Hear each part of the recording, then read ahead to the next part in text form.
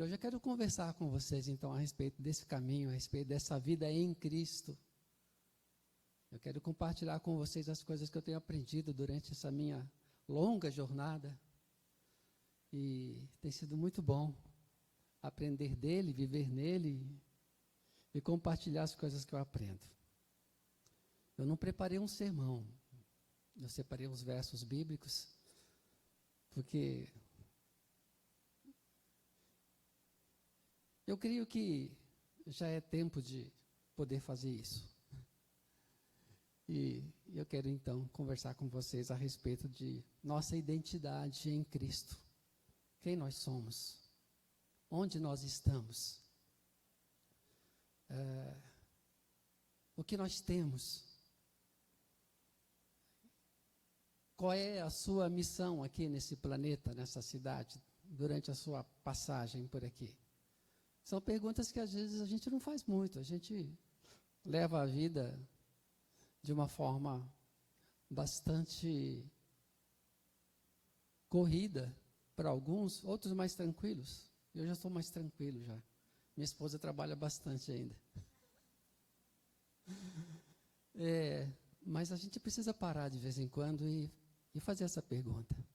Dar uma pausa e fazer uma retrospectiva e traçar uma nova meta, um novo jeito de viver, fazer algumas mudanças importantes dentro de nós.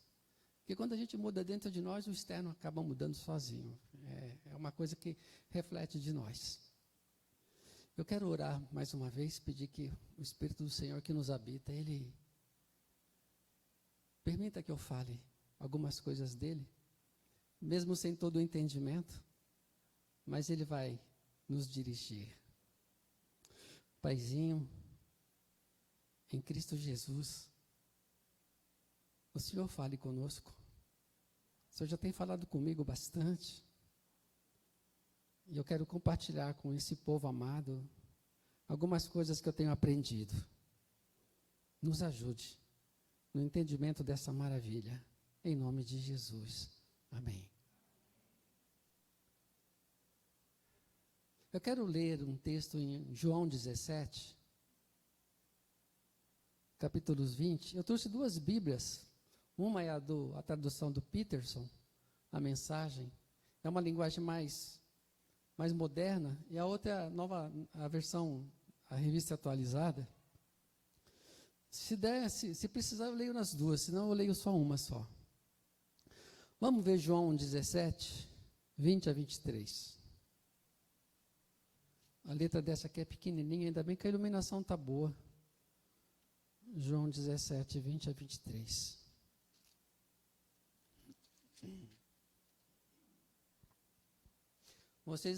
Se vocês não tiverem a minha versão, vocês provavelmente vão achar um pouco diferente, tá? Mas depois a gente pode ler ali também, que eu quero aproveitar os dois tradutores. Então, João 17, 20 e 23 fala assim: oro não apenas por eles, mas também por todos os que crerão em mim, por causa deles e do testemunho deles a meu respeito. O alvo para todos eles é tornar-se um só coração e uma única mente, assim como tu, ó Pai, és em mim e eu em ti, para que possam ser um só coração e uma única mente conosco. Então, o mundo poderá crer que tu de fato me enviaste. A mesma glória que me deste, eu dei a eles, para que eles estejam unidos como nós estamos, eu neles e eles em mim. Assim, eles amadurecerão nessa unidade e darão evidência ao mundo mau de que tu me enviaste e os amaste do mesmo modo que amaste a mim. Jesus está fazendo uma oração aqui, pouco antes dele ser crucificado. Alguns tradutores falam que é a oração sacerdotal de Cristo. Aqui fala que é a oração de Jesus a favor dos seus seguidores. Uma coisa que nós precisamos de entender, e entender muito, deixar que isso entre dentro de nós, na nossa mente, na nossa alma, no nosso espírito, é saber quem nós somos. Porque quando a gente pergunta para você, quem é você? Ah, eu sou fulano de tal, filho de não sei quem, minha mãe é isso, estudei aquilo, me formei em tal coisa, casei com fulana, tenho tantos filhos. Não, não é isso que eu estou perguntando, é quem é você? Não é o que você tem, com quem você casou, onde você trabalha, quanto você ganha. Quem é você? E muitas vezes uma pergunta difícil de responder. Quem sou eu? Não sei, eu sou o Luiz Carlos Binhardi. Tá, esse é o seu nome, mas quem é você? Qual é a sua identidade? Eu nasci do meu pai e da minha mãe, sei isso, a sua genética, mas...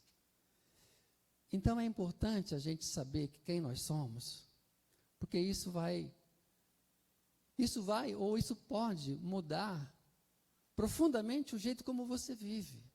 A partir do momento que você compreende quem é você, a sua visão de mundo começa a mudar, os seus valores, o seu rumo. A sua direção vai caminhar para uma coisa que Deus coloca aqui nesse texto aqui, que Jesus está orando para nós, por nós, dizendo o que Ele tinha deixado para a gente antes dele partir. Porque antes da gente conhecer o que Cristo tinha feito por nós andávamos por aqui, frequentando algumas coisas, algumas igrejas. Nasci num lar católico. Minha família era muito abençoada. Frequentei algumas denominações. Mas quando eu comecei a ler profundamente os evangelhos e as cartas, eu comecei a querer saber um pouco mais. E isso não parou em mim, então, desde então. E nos últimos 2 ou 3 anos, isso tem se aprofundado muito dentro de mim.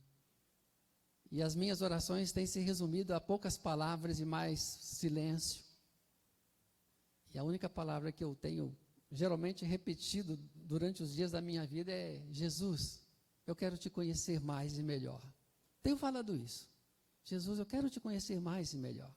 Não quero ficar na teoria de quem você é. Não quero conhecer a tua história. Tua história eu já conheço. Quero conhecer você. Quero saber quem você é hoje.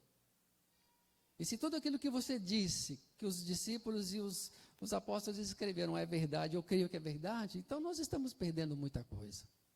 Nós estamos andando muito aquém daquilo de onde nós poderíamos andar. Nós estamos vivendo uma vida medíocre, uma vida superficial, artificial.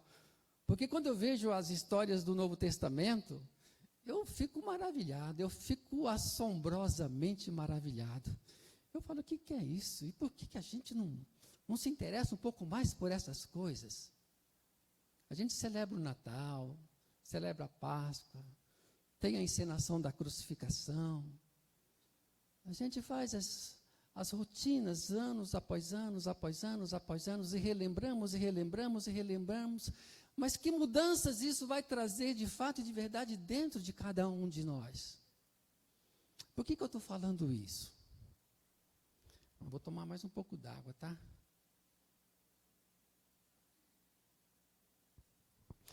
Porque o processo da nossa vida é um contínuo aprendizado. A gente nunca para de aprender. Nós estamos aqui caminhando para aprender. E nessa escola a gente não se forma. Não adianta, você não vai pegar o canudo, não. Você não vai fazer doutorado nisso, nem mestrado, nem vai ser doutor em divindade. Não, nisso você não vai se formar nunca. Não sei qual é o tamanho das coisas que Deus tem para você. Você consegue medir? Eu frequento a igreja desde menino, mesmo em outras denominações. Mas ali pelos 14, 15, as perguntas mais difíceis começaram a surgir em mim. Eu falo, nossa, a gente não nasceu só para isso. Na época eu trabalhava numa oficina mecânica. Voltava para casa sujo, roupa toda cheia de graxa. Tinha que lavar aqueles conduítes cheios de soldar. Trabalhava no torno. E eu morria de vergonha de andar sujo pela cidade. Morria, não morria, né? Eu sentia pequeno. Eu falava, nossa, a vida é só isso, a gente rala, rala. O que tem lá pela frente? Tem que estudar, tem que isso, tem que aquilo. As coisas mais profundas começaram a chamar a minha atenção muito cedo, muito cedo. Eu comecei a questionar a vida muito cedo. E aí me deu uma sede de conhecimento.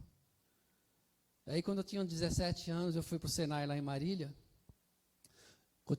fazer os estudos, né, porque eu já trabalhava em oficina e me orientaram, não, vai para o Senai. Cheguei no Senai, fui muito bem recebido, fui bom aluno, já conhecia bastante da mecânica. E lá tinha uma biblioteca. Meu professor de português, ele dava pontos para quem lesse um livro e fizesse um resumo. E como eu não tinha dinheiro para pegar o trem para vir para Iacri, Bastos, eu morava em Bastos, eu tinha que ficar o fim de semana lá em Marília, no hotel, e não tinha o que fazer sábado e domingo, que não tinha aula. Então, na sexta, eu passava na biblioteca, pegava um livro, ou dois, e comia o livro no sábado e domingo. E aquilo começou a despertar em mim uma vontade muito, muito profunda pelo conhecimento. Comecei a ler os romances, depois fui para outros livros, e desde então eu nunca mais parei. Sou um devorador de livros. Toda semana chega um lá em casa.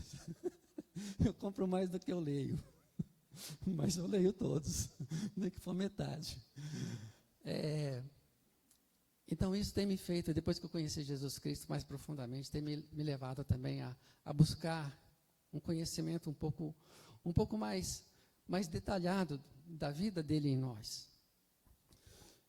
Meus queridos, aqui na oração que ele faz, ele diz assim, vou ler na versão revista e atualizada, assim talvez vocês consigam acompanhar aí, que eu acho que é o que a maioria tem. João 17. Essa Bíblia aqui é velhinha. Letras grandes.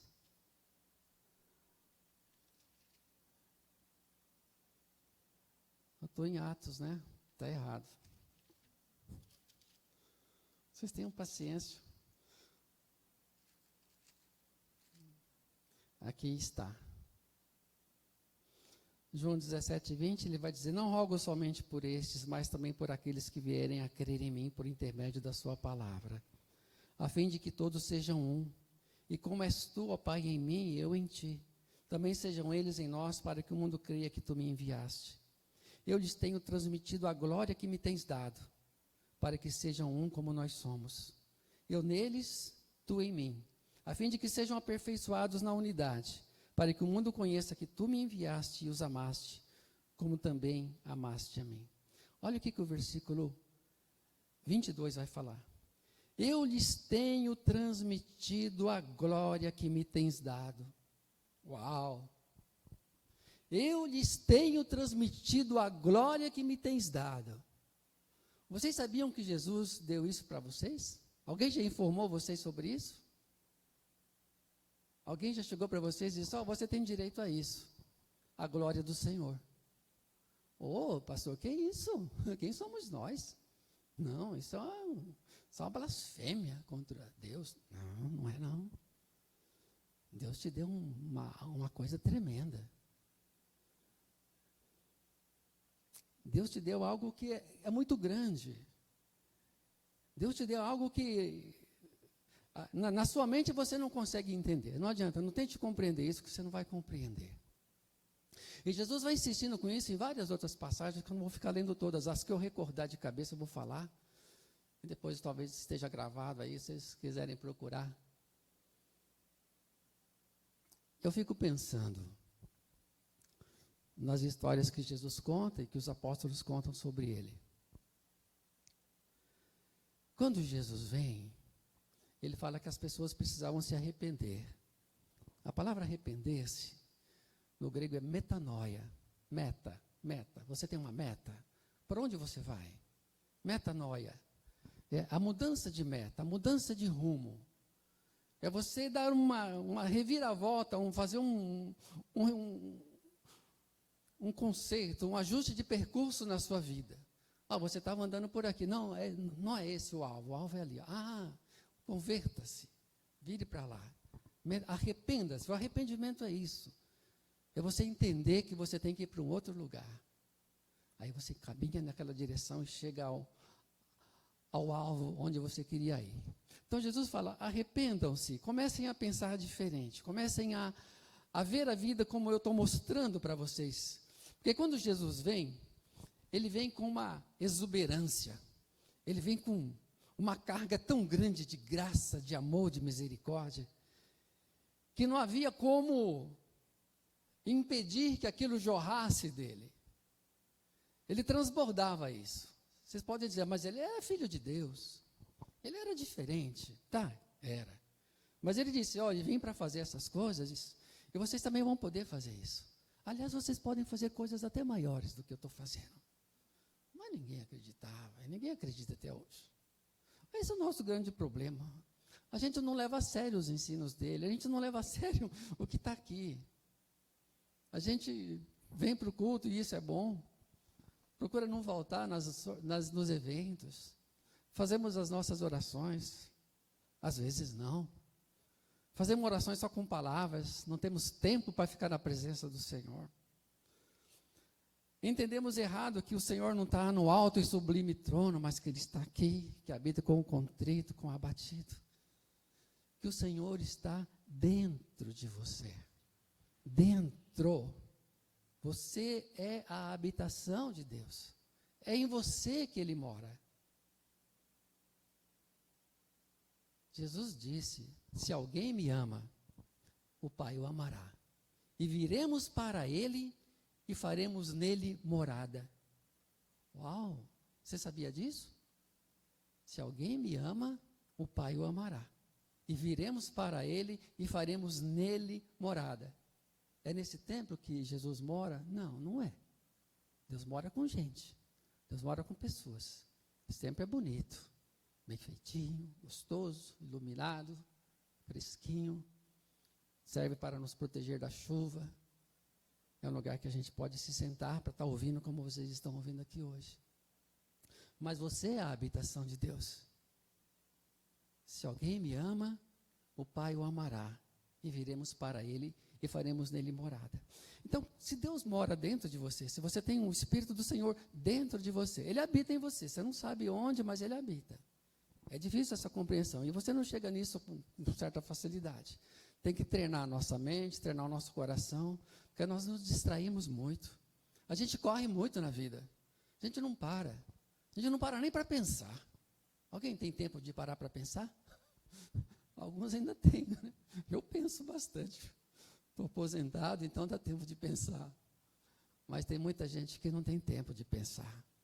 Mas quando você começa a pensar, então você começa a fazer outras perguntas, e aí você começa a descobrir as coisas. Precisa ficar de olho no relógio. Um texto bíblico, eu não anotei o endereço dele, diz que os discípulos de Jesus, quando eles passavam em algumas ruas da cidade que eles estavam, a sombra deles projetada em algumas pessoas que estavam doentes, a sombra deles projetada ali, curava aqueles enfermos. Só a sombra. Eles andavam num transbordar de graça, de amor. Jesus esteve com eles e eles tinham recebido isso pessoalmente. E os outros depois continuaram recebendo também. Outros, tantos pela história. Porque isso veio para eles e veio para nós também. Só que a igreja começou a desacreditar disso. Começou a não dar muita ênfase nisso. Fomos criando doutrinas, fomos criando estatutos, fomos nos preocupando com as nossas atitudes morais, dando muito mais ênfase ao comportamento externo. Oh, não coma isso, não veste desse jeito. Olhamos para o exterior, para a casca. E com isso acabou se tornando mais importante. Jesus veio quebrar a lei e nós inventamos novamente. Jesus veio, fala para nós, para de olhar para isso. Os fariseus faziam isso. A aparência era tudo para eles. As orações eram importantes. O comportamento era importante, tinha que ser impecável. E Jesus olhava para eles e dizia, vocês são como sepulcros caiados.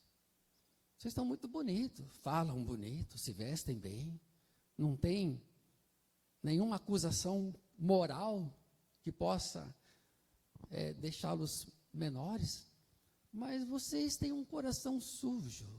O que vocês têm dentro de vocês não é graça, não é amor. Vocês estão bonitos por fora, mas por dentro vocês são podres.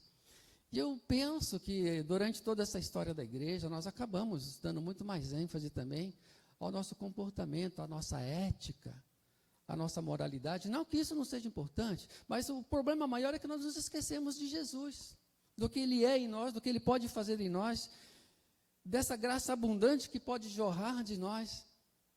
E deixamos por isso mesmo, e vamos levando a vida. Quem é que tem tempo para isso? E aí você vai perdendo. Você vai perdendo qualidade de vida. Você vai deixando de abençoar as pessoas com a sua vida. Porque você não toma conhecimento disso. Você não acredita que você pode. Para orar para alguém, você tem que chamar o pastor, tem que chamar aquele irmão que é mais abençoado. A sua oração não tem poder. Você não acredita nela. Ah, não, eu não vou orar, não. Eu tenho um amigo. Ô, Binhard, ora por mim aí. Fala, ora você mesmo, rapaz. Ah, não, sua oração é mais forte. Eu falo, você precisa acreditar em você, cara. Se Deus habita em mim, Ele habita em você da mesma forma. Não, em você Ele habita mais. Não, é igualzinho. Ele foi dado na mesma medida para todo mundo. Só que cada um vai entender na profundidade que quiser. Porque está aí. Quando a mulher de Samaria estava lá tirando água do poço, essa história vocês conhecem, está em João 4.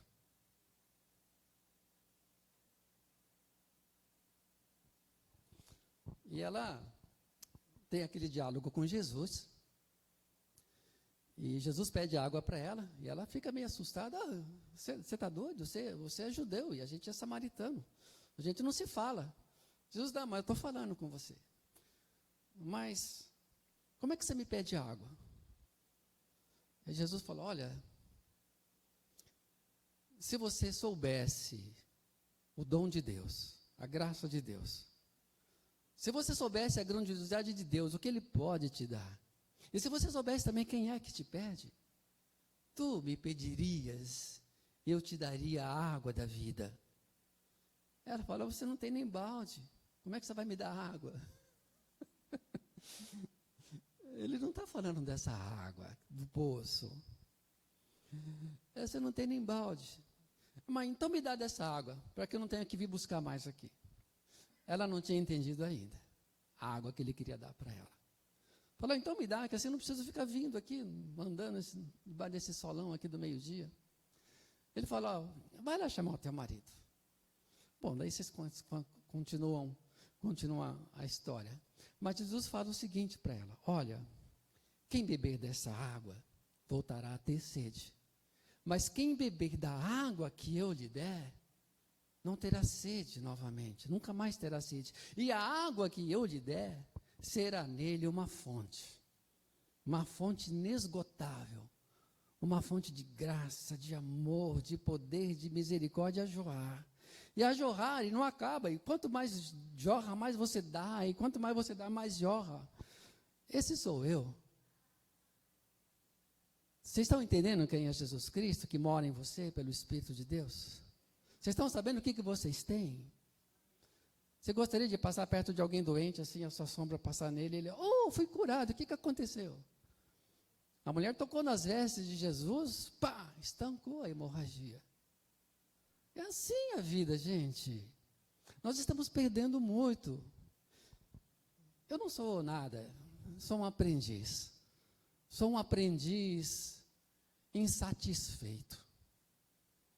Eu sou um estudante que procuro ir fundo nas coisas de Deus. Eu acho que meu tempo é pouco aqui nessa terra. Eu queria ter mais. Jesus teve só 33 e foi bastante. Mas ele era Jesus. Eu comecei mais tarde, comecei com meus 20 e poucos anos. Mas primeiro eu tive que aprender sobre a religião. Fui para uma igreja que dizia o que eu podia e o que eu não podia fazer. Era o meu comportamento que era importante. Segundo, que eu tinha medo do inferno.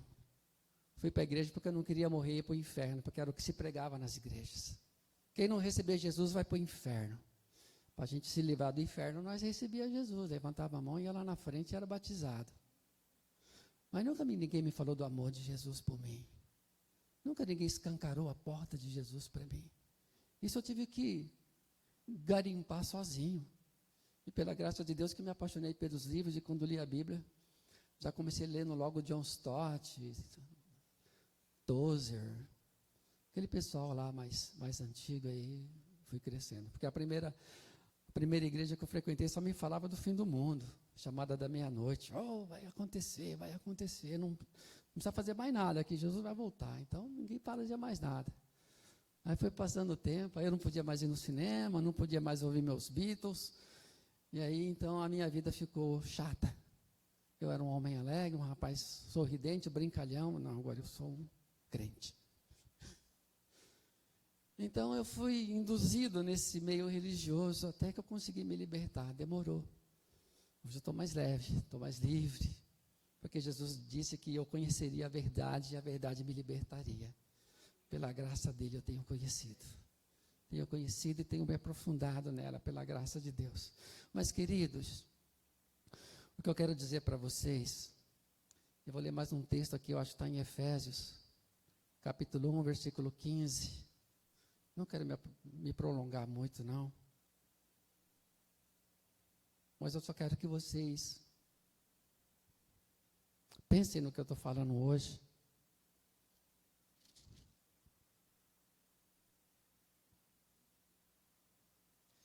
Efésios, primeiro capítulo, no versículo 15, quando Paulo está orando pelos cristãos, ele fala: por isso também eu, tendo ouvido a fé que há entre vós no Senhor Jesus, e o amor para com todos os santos, não cesso de dar graças por vós, fazendo menção de vós nas minhas orações, para que o Deus de nosso Senhor Jesus Cristo, o Pai da glória, veja bem aqui que ele fala, vos conceda espírito de sabedoria e de revelação no pleno conhecimento dele. No pleno conhecimento dele. Não pare, não cesse, não se contente. Iluminados os olhos do vosso coração, para saberdes qual é a esperança do seu chamamento, qual a riqueza da glória da sua herança nos santos. Olha numa frase dessa o que Paulo fala. Para saberdes qual é a esperança do seu chamamento e qual a riqueza da glória da sua herança nos santos e qual a suprema grandeza do seu poder para com os que cremos segundo a eficácia da força do seu poder. Uau!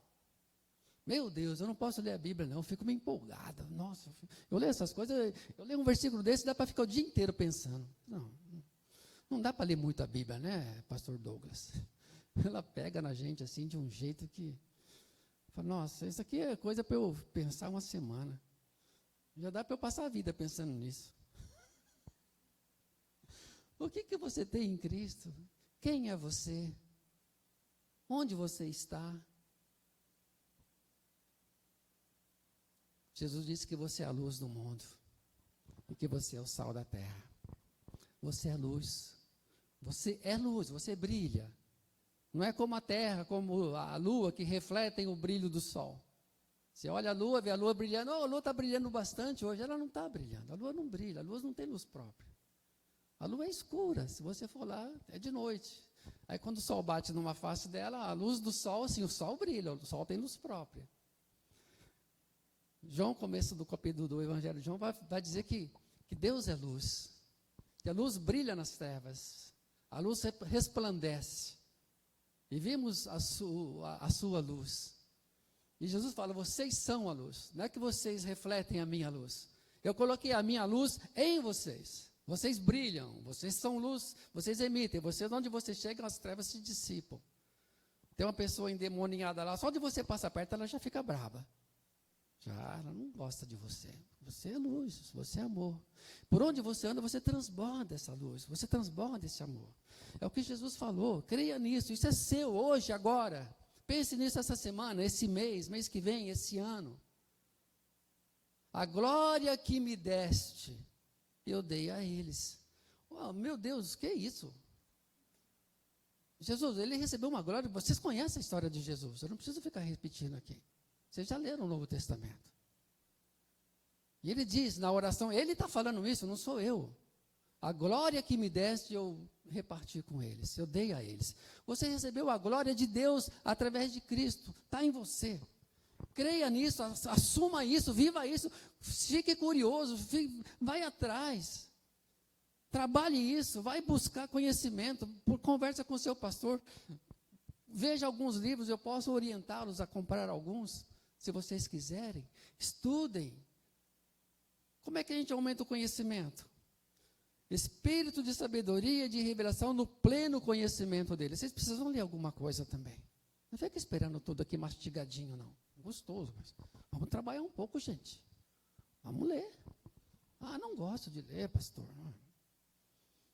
Então vai ficar pequenininho, não vai crescer. Expanda. Olhe lá para dentro de você. Ele está aí. Você sabe disso. Ele está querendo. Ele está querendo derramar-se através de você.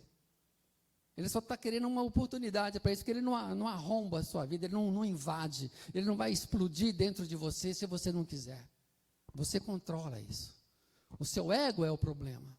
O seu ego é muito forte, suas carências, seus desejos, seus sonhos, é tudo. Aí você só fica barganhando com Deus, fica fazendo voto para Deus, fica fazendo novena para Deus, fica indo no monte orar, fica fazendo jejum para conseguir coisas materiais, para conseguir um namorado, um marido, para conseguir isso e aquilo, para conseguir dinheiro, uma casa, um carro.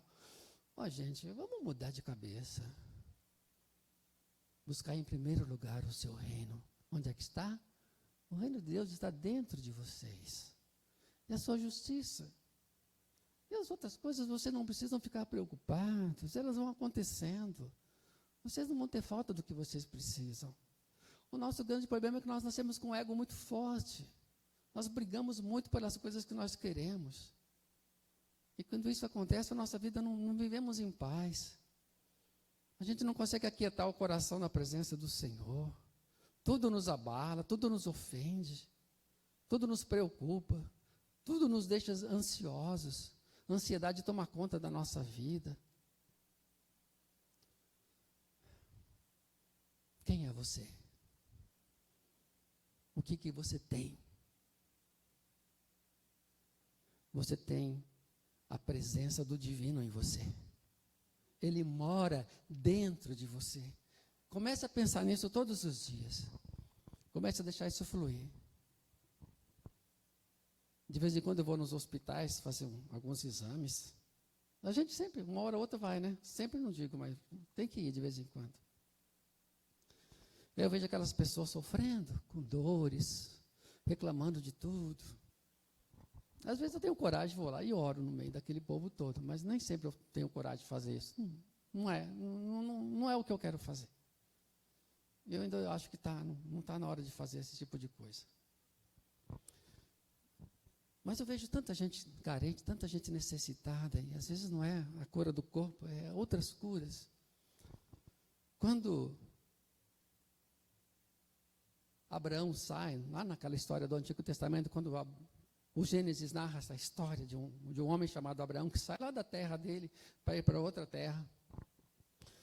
E Deus diz que ele vai abençoá-lo. Mas Deus diz também para Abraão, Abraão, seja a bênção, sê tu uma bênção. Você vai ser o abençoador. Não fique só buscando as coisas. Você doe. Doe porque eu estou te dando.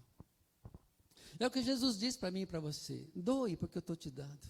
Eu já dei para você, você já tem. É seu. Está aí. Use se você quiser.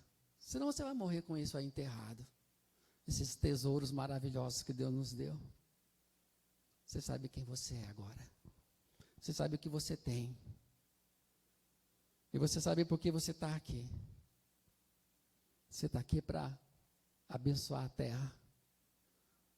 Para ajudar a consertar os estragos que já foram feitos na história dessa humanidade perdida, caída, cruel, maligna, dominada pelas forças ruins do mundo, tanto o espiritual como o físico.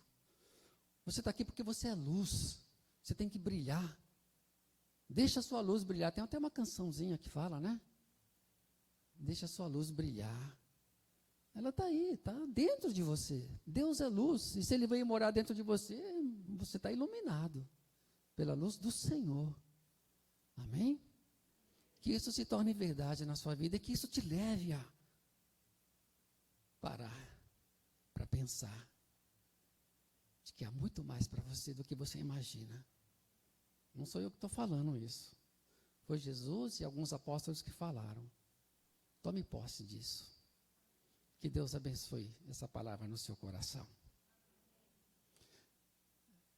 Eu queria que meu filho e a minha norinha viessem cantar uma canção para vocês. Depois a gente faz mais uma oração. Nós moramos em Tupã, tá, gente? O Douglas falou, por enquanto.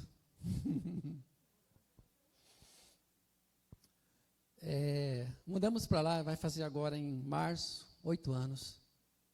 Morávamos em Baço, moramos lá há muito tempo. E depois, por algumas circunstâncias, acabamos nos mudando para lá. E ficamos por lá, e estamos por lá, até quando Deus quiser. Essa canção fala: incomparáveis são tuas promessas, Senhor. E as promessas se cumprem. Deus cumpre as promessas dele. Vamos